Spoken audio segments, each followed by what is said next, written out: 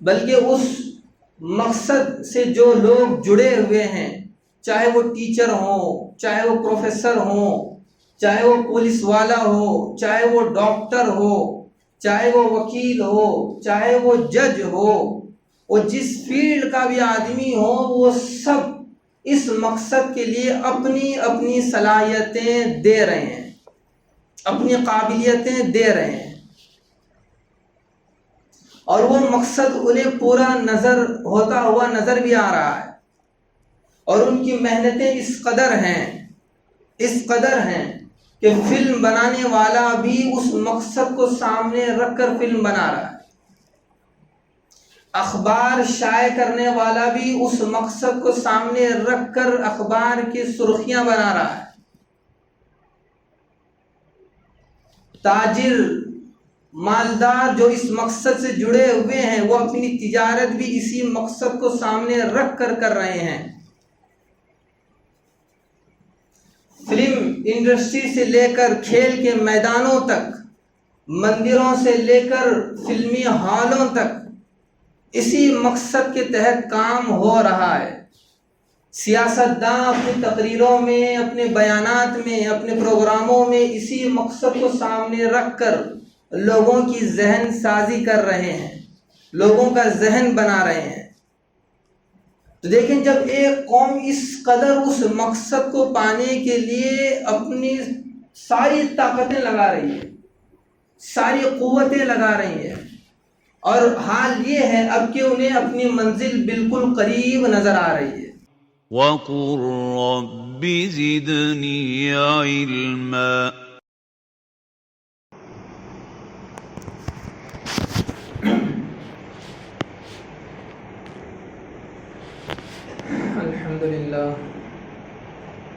الحمد لله نحمده ونستعينه ونستغفره ونؤمن به ونتوكل عليه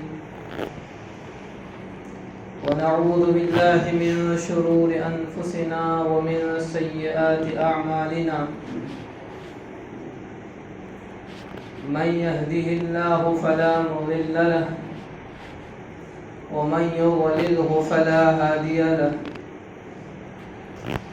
ونشهد أن لا إله إلا الله وحده لا شريك له، ونشهد أن سيدنا ومولانا محمدا عبده ورسوله الذي أرسل بالحق بشيرا ونذيرا وداعيا إلى الله بإذنه وسراجا منيرا۔ قال الله تعالى في القرآن المجيد والفرقان الحميد: أعوذ بالله من الشيطان الرجيم، لقد أرسلنا رسلنا بالبينات وأنزلنا معهم الكتاب والميزان ليقوم الناس بالقسط۔ وقال الله تعالى في موضع آخر: يا أيها الذين آمنوا كونوا قوامين لله شهداء بالقسط۔ صدق الله العظيم۔ رب اشرح لي صدري ويسر لي أمري واحلل عقدة من لساني يفقهوا قولي۔ اللهم صل على سيدنا محمد وعلى آل سيدنا محمد وبارك وسلم۔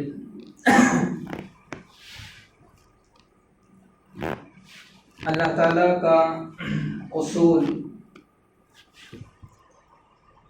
قانون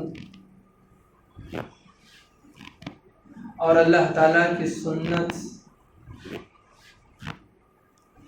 اور اللہ تعالیٰ کا طریقہ کار ہمیشہ سے یہ رہا ہے کہ جب کوئی فرد یا کوئی قوم اپنا کوئی مقصد طے کر لیتی ہے، اپنا کوئی منزل طے کر لیتی ہے، مقصد اور منزل طے کرنے کے بعد اس کو حاصل کرنے کے لیے، اس کو پانے کے لیے محنت کرتی ہیں، کوششیں کرتی ہیں، قربانیاں دیتی ہیں، جد و جہد کرتی ہے، تو اللہ تعالیٰ کو یہ محنتیں، یہ قربانیاں، یہ جد و جہد اور حالات کے سامنے ڈٹے رہنا، اللہ کے یہاں اس کی بڑی اہمیت ہے۔ جو قوم یا جو فرد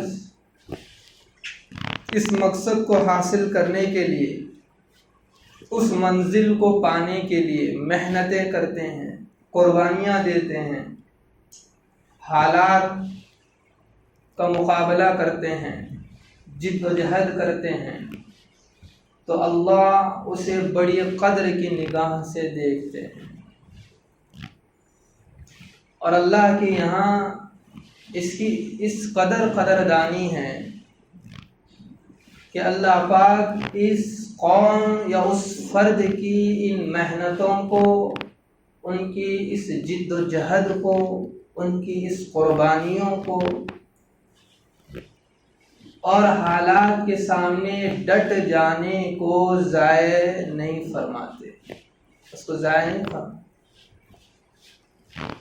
اللہ فرماتے ہیں انی لا اضیع عمل عامل منکم من ذکر او انثی، کہ میرے بندو تم جو محنت کر رہے ہو، جو قربانی پیش کر رہے ہو، جو جد و جہد کر رہے ہو اور حالات سے ٹکرا رہے ہو، ہمارے یہاں اس کی بڑی قیمت ہے، ہم اس کو ضائع نہیں کرتے، چاہے یہ قربانی عورتوں کی طرف سے ہو یا محنتیں مردوں کی طرف سے ہوں، یہ جد و جہد مرد اور خواتین دونوں کی طرف سے ہوں، تو اللہ فرماتے ہیں کہ ہمارے یہاں ان محنتوں، ان قربانیوں اور اس جد و جہد کی بڑی اہمیت ہے۔ اب اللہ کی شان دیکھیں کہ اللہ تعالیٰ صرف ان محنتوں اور ان قربانیوں کی قدردانی ہی نہیں کر رہے ہیں، بلکہ ان کی ان محنتوں کا پھل بھی دیتے ہیں، قربانیوں کا صلہ بھی دیتے ہیں، جد و جہد کا بدلہ بھی دیتے ہیں۔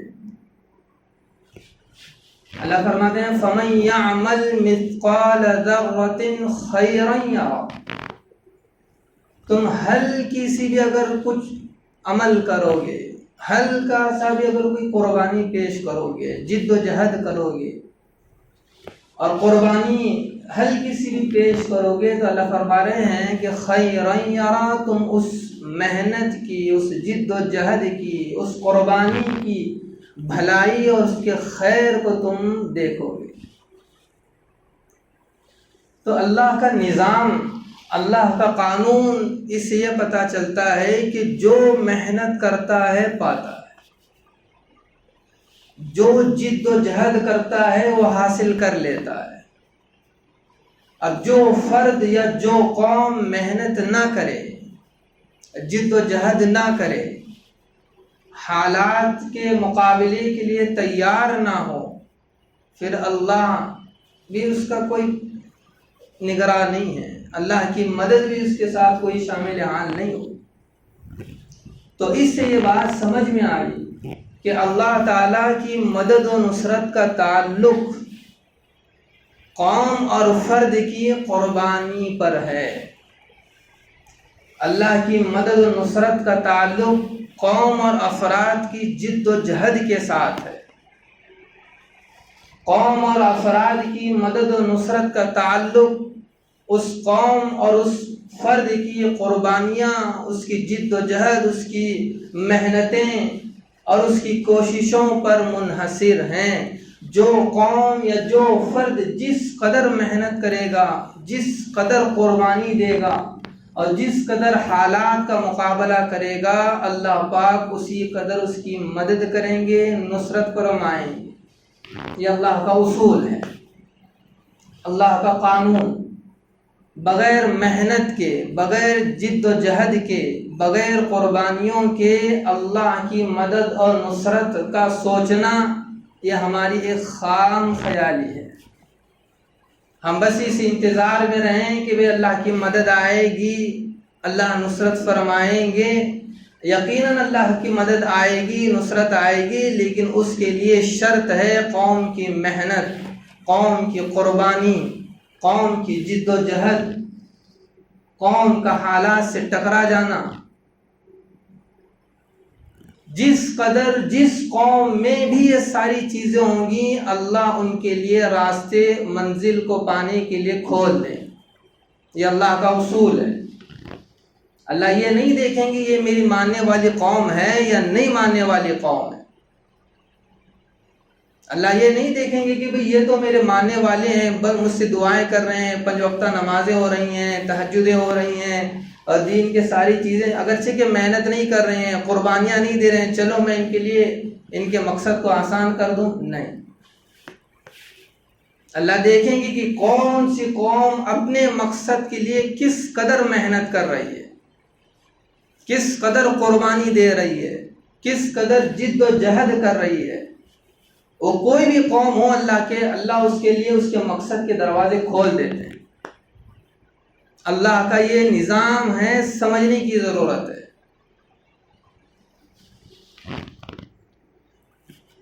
لیکن دنیا میں بہت سے مختلف قومیں ہیں۔ اگر کوئی قوم اپنا کوئی قومی مقصد طے کرتی ہے، کوئی قوم اپنا قومی مقصد طے کرتی ہے، اپنا قومی منزل طے کرتی ہے، یا اجتماعی کوئی مقصد کوئی قوم طے کرتی ہے، اور پھر اس مقصد کو حاصل کرنے کے لیے اب یہ محنتیں کر رہے ہیں، قربانیاں دے رہے ہیں، وقت صرف کر رہے ہیں، اور اس قوم کا ہر فرد اپنی صلاحیتیں، اپنی قابلیتیں اس مقصد کو پانے کے لیے، اس مقصد تک پہنچنے کے لیے لگا رہا ہے۔ قوم نے مقصد طے کیا ہے، اور قوم کے ہر فرد اپنی صلاحیت لگا رہا ہے، اپنی قابلیت لگا رہا ہے، اور وہ قوم اپنے مقصد کو پہنچ بھی رہی ہے۔ اب یہ الگ بات ہے کہ وہ مقصد کس قدر اچھا ہے یا برا ہے، اس مقصد سے کسی کو نقصان ہوگا یا فائدہ ہوگا، یہ ایک الگ بات ہے۔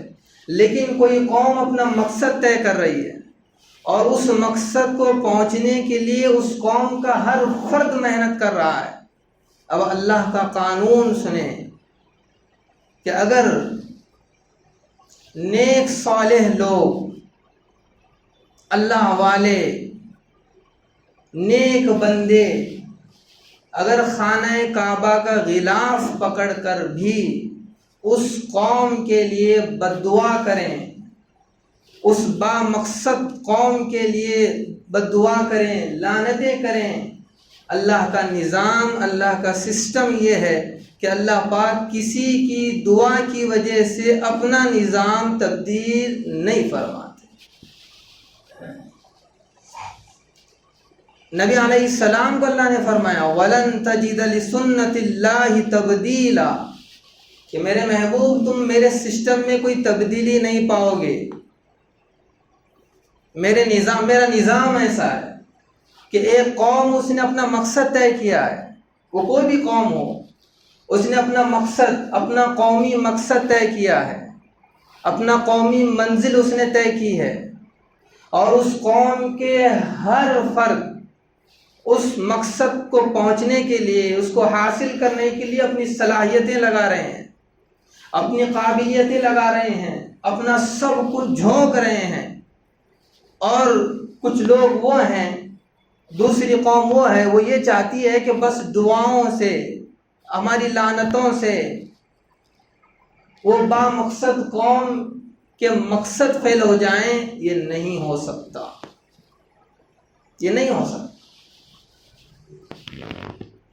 دوسری قوم وہ ہے کہ جس کا کوئی مقصد نہیں ہے، بے مقصد ہے، اور اس قوم کا کوئی مقصد نہیں، قومی نہ منزل ہے، نہ قومی کوئی نصب العین ہے، بس سب اپنے اپنے زندگی میں جی رہے ہیں، سب کا اپنا اپنا مقصد ہے، اور سب اپنے اپنے مقصد کے لیے زندگی گزار رہے ہیں، مال اس کے لیے خرچ کر رہے ہیں، وقت اس کے لیے خرچ کر رہے ہیں، اپنی صلاحیتیں اس کے لیے خرچ کر رہے ہیں، اپنے مقصد کے لیے. اور وہ ساری قوم نمازی ہو، وہ ساری قوم تہجد گزار ہو، وہ ساری قوم روزہ رکھنے والی ہو، وہ ساری قوم خیرات کرنے والی ہو، لیکن اس قوم کا کوئی قومی مقصد نہیں ہے، اس قوم کا کوئی قومی منزل نہیں ہے، تو یاد رکھیں یہ بے مقصد قوم اس با مقصد قوم پر کبھی غالب نہیں آ سکتا. یہ اللہ کا نظام ہے. بات سمجھ آ رہی ہے؟ ایک وہ قوم جس نے اپنا قومی مقصد بنایا ہے، اور اس مقصد کو حاصل کرنے کے لیے اب وہ سب قربانیاں دے رہے ہیں.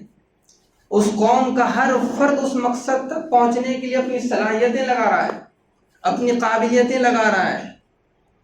اور دوسری قوم وہ ہے کہ اس کا کوئی مقصد نہیں ہے، کوئی قومی مقصد نہیں ہے. ہاں انفرادی مقصد تو ہر ایک کے ہیں، ہر ایک کا انفرادی مقصد ہے. وہ چاہتا ہے کہ میرا مستقبل یوں ہو، میرا مستقبل ویسا ہو، میرا گھر ایسا ہو، میری جاب ایسی ہو، میرے کام، سب کا الگ الگ مقصد ہے. لیکن اس قوم کا کوئی قومی مقصد نہیں ہے.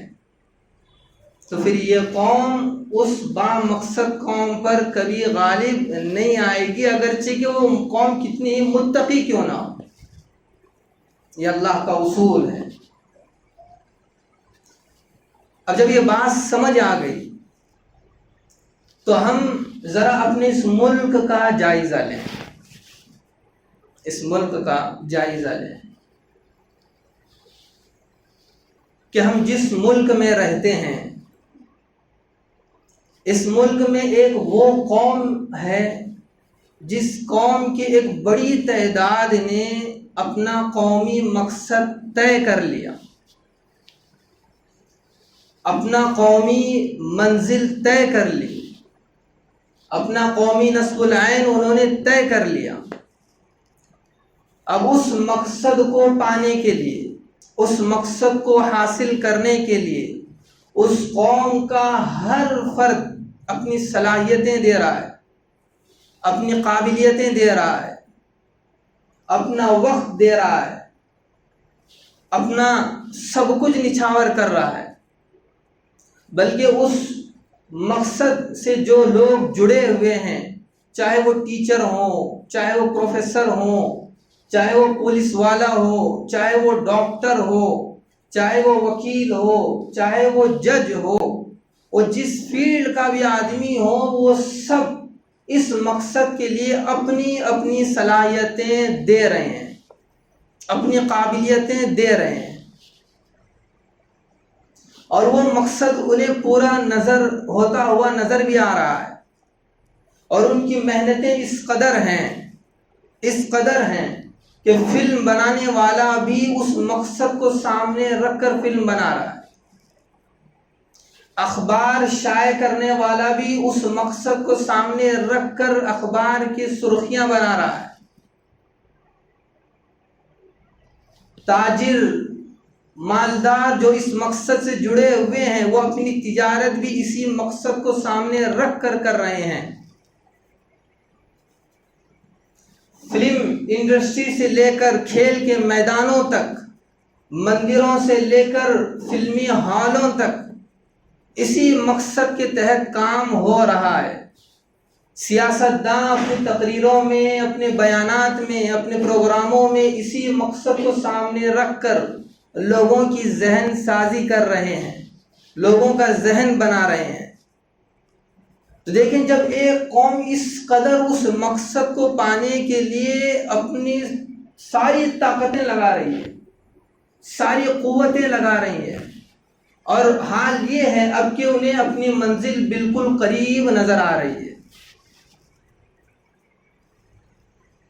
اب سب جانتے ہوں گے کہ وہ کون سی قوم ہے، وہ کون سے افراد ہیں، ان کا کیا مقصد ہے، ان کی کیا منزل ہے۔ یہ ذرا درد دل رکھنے والا بھی آدمی، سمجھ بوجھ رکھنے والا آدمی سمجھ لے گا کہ یہ کون لوگ ہیں، ان کی کیا منزل ہے، ان کا کیا مقصد ہے، اور کون لوگ ان کے ساتھ ہیں،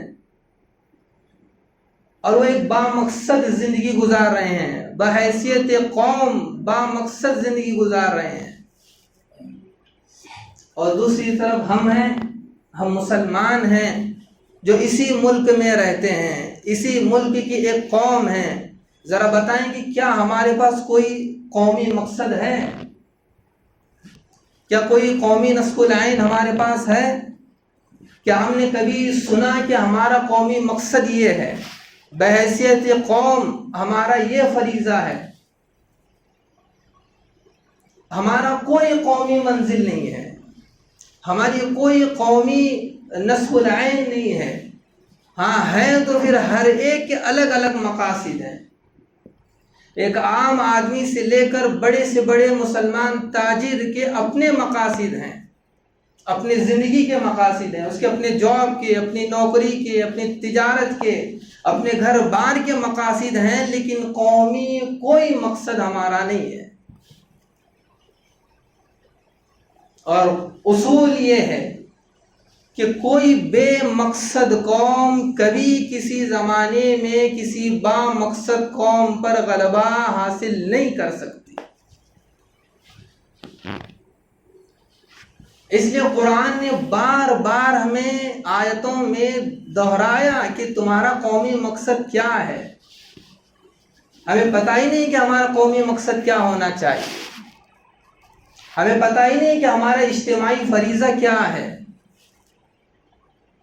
قرآن نے بار بار سمجھایا کہ تمہارا قومی مقصد کیا ہے۔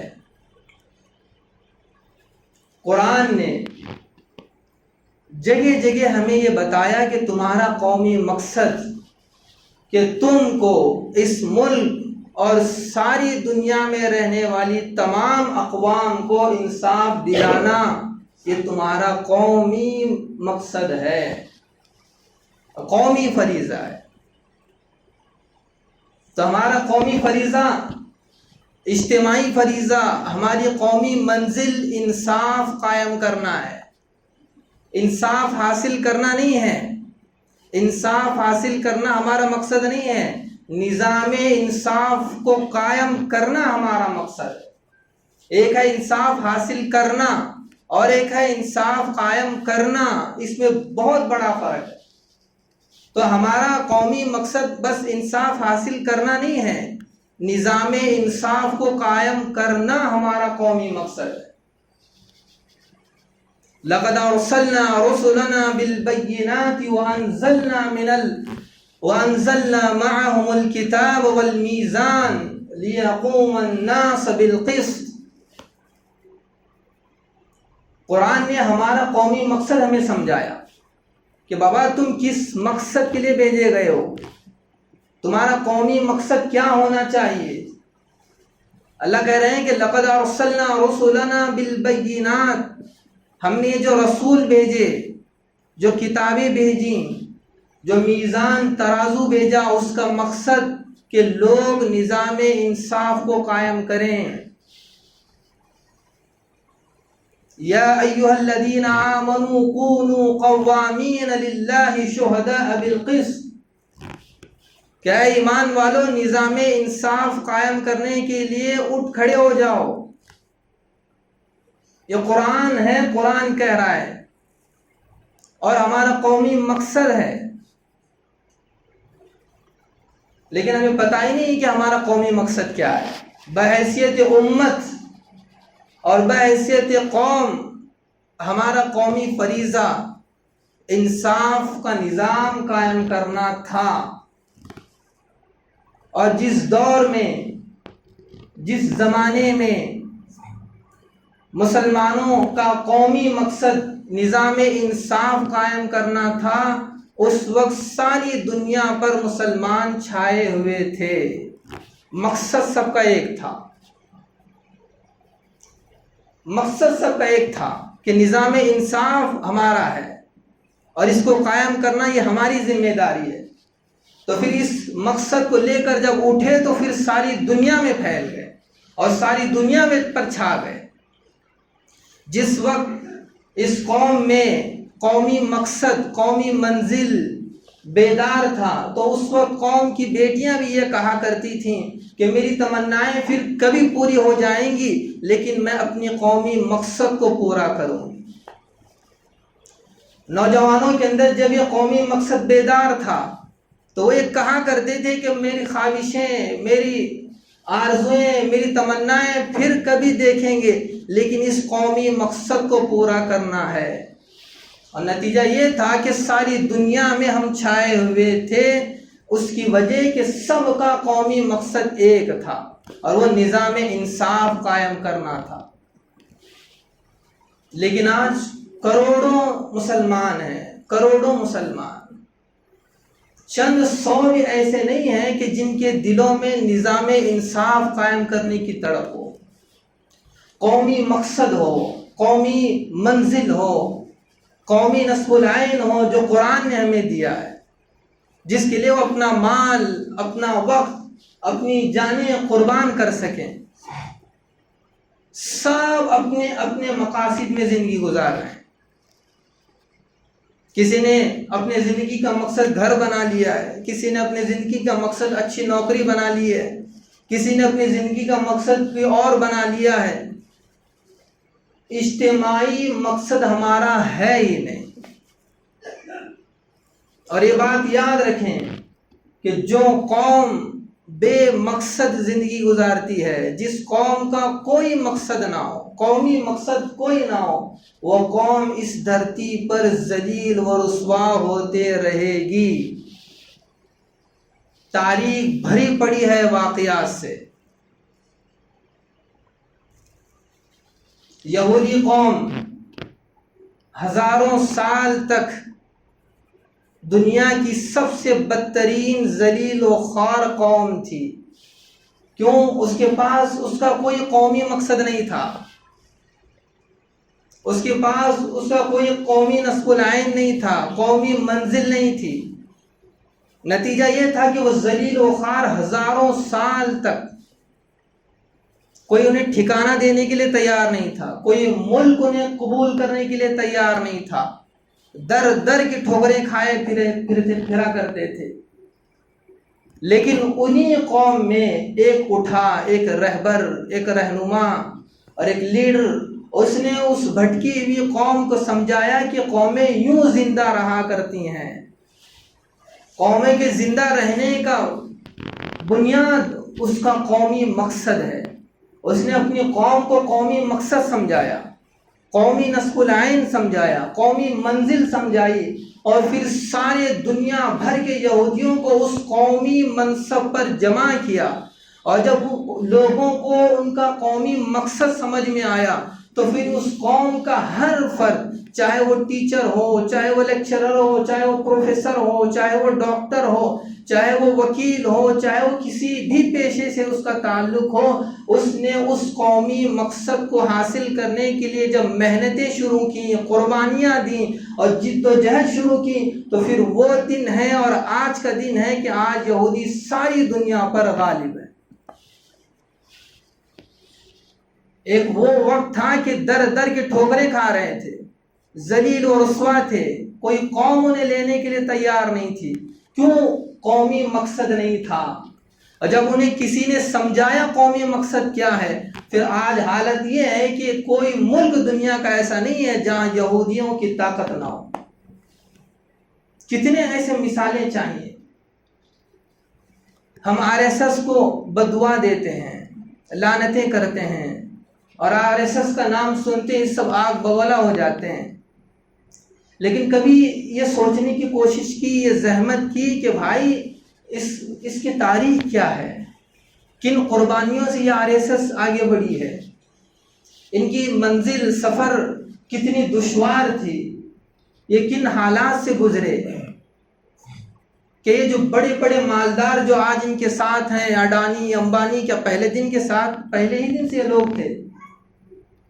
کہ آج ملک کا وزیر اعظم جو ان کے ساتھ ہے، کیا پہلے دن سے RSS کے ساتھ تھا؟ چند لوگوں نے بیٹھ کر اپنی قوم کا قومی مقصد طے کیا، چند لوگوں نے بیٹھ کر اپنے قوم کا قومی نصب العین طے کیا، پھر اس قومی مقصد پر ہر ایک کو جوڑنے کی فکر کی۔ 40-50 سال تک یہ در در کے ٹھوکرے کھاتے رہے، بھوکے پیاسے پھرتے رہے، اسٹیشنوں پر بس اسٹینڈوں پر راتیں گزاری، تب جا کر آج انہیں یہ مقام اور یہ مرتبہ، یہ پاور، یہ طاقت انہیں ملی ہے۔ انہوں نے اپنی قوم کو سمجھایا کہ قومی مقصد کیا ہوتا ہے، قومی نصب العین کیا ہوتا ہے، قومی منزل کیا ہوتی ہے۔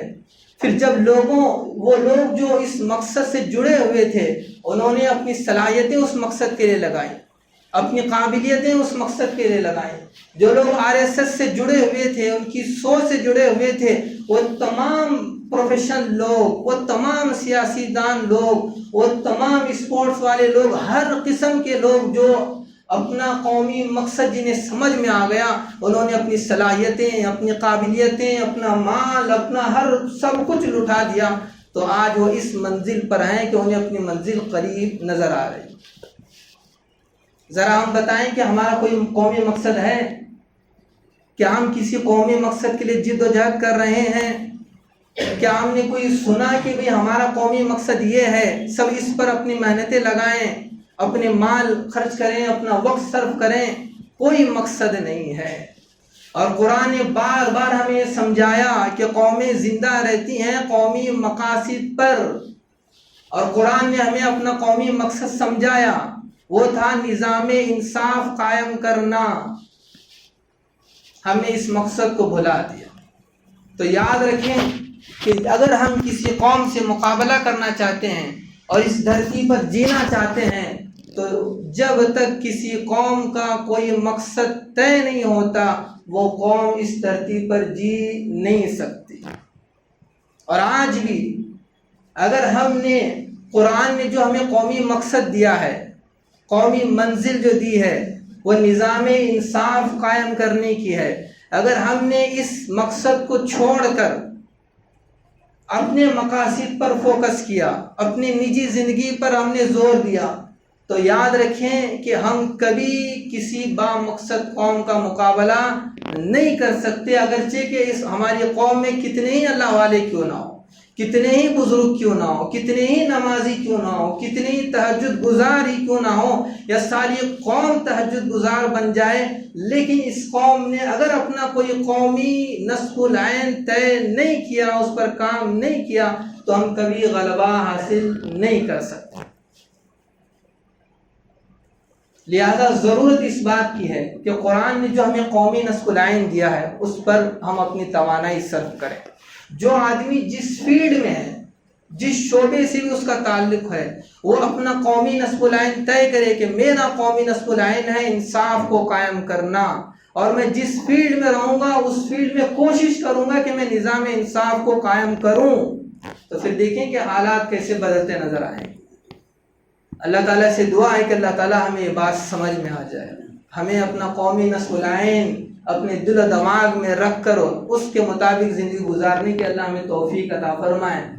دوسرا اعلان یہ ہے کہ آج چونکہ ملک کے حالات ویسے ہی ہیں جیسے پہلے سے چلے آ رہے تھے، نئی حکومت NDA کے آنے کے باوجود بھی اب تک تقریباً 15 سے 20 مسلمانوں کو شہید کیا گیا، اس میں مسجد کے امام بھی ہیں، علماء بھی ہیں، اور معصوم مسلمان بھی ہیں۔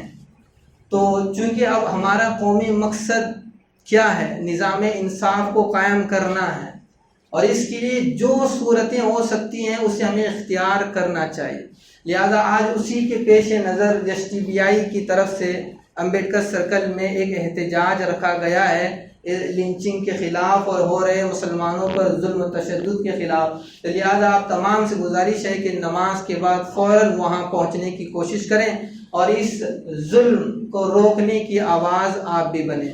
اللہ تعالیٰ سے دعا ہے کہ اللہ تعالیٰ ہمیں کرنے سے زیادہ عمل کی توفیق عطا فرمائے۔ Thank you for watching. If you found this video helpful, please like, share it with others, and subscribe to our YouTube channel for more insightful Islamic content.